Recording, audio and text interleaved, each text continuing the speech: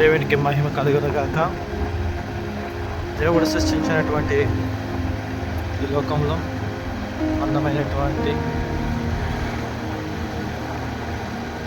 ఈ మంచు మనకి ఉదయకాల సమయంలో ఎంతగానో కనిపిస్తుంది.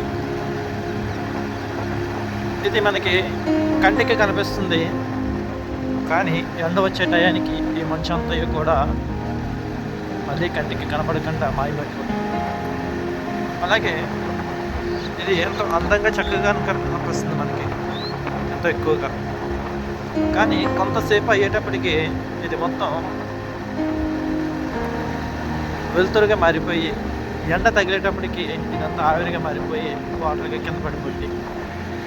అలాగే మనిషి జీవితం కూడా చూడ్డానికి ఈ మనిషి వలె కనబడుతున్నప్పటికీ దేవుని రాకడ అనేది సమీపించింది అంటే ఆయన యొక్క ప్రకాశవంతమైనటువంటి ఆ వెలుగులో ప్రతి ఒక్కరూ కూడా పరిశుద్ధంగా జీవించగలిగితే కనుక ఆయన వెలుగులో మనము కలిసిపోతాం, ఆయనతో పాటు మనం ఎత్తబడతాం. ఇదిగో సూర్యుని కాంతికి ఎలాగైతే మంచు కరిగి ఆ కాంతిలో కలిసిపోతుందో, అలాగే దేవుని రాక సమీపించినప్పుడు మనము కూడా ఆ విధంగానే ఈ మనిషిలో కలిసిపోతాం, ఆయన వెలుగులో కలిసిపోతాం. కాబట్టి ప్రియ స్నేహితులారా, జ్ఞాపకం చేసుకోండి, మనం ఈ మనిషిని పోలి ఉన్నవారు.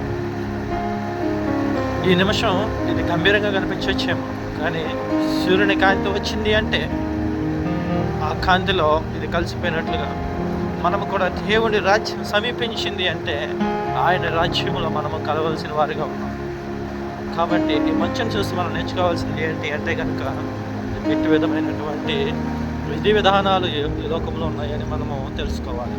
అది మనం జ్ఞాపకం చేసుకుందాం, రీతిగా జీవిద్దాం.